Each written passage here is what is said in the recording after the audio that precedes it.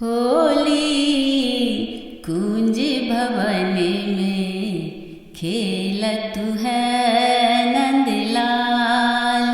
होली कुंज भवन में खेलत है नंदलाल।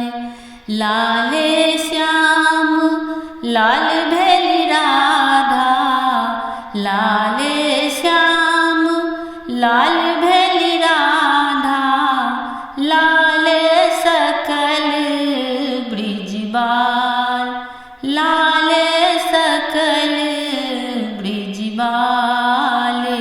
होली कुंज भवन में खेलत है नंदलाल।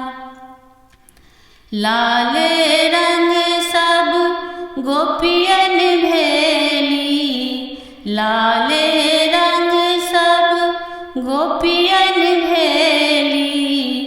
उड़त अबीर गुलाल, उड़त अबीर गुलाल। होली कुंज भवन में खेलत है नंदलाल।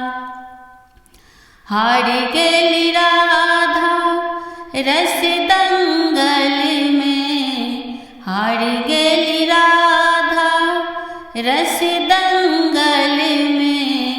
हंसी खेलत नंदलाल, हंसी खेलत नंदलाल।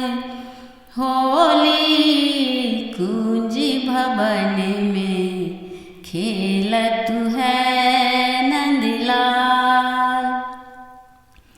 राधा कृष्ण जुगल जोड़ी छवि, राधा कृष्ण जुगल जोड़ी छवि।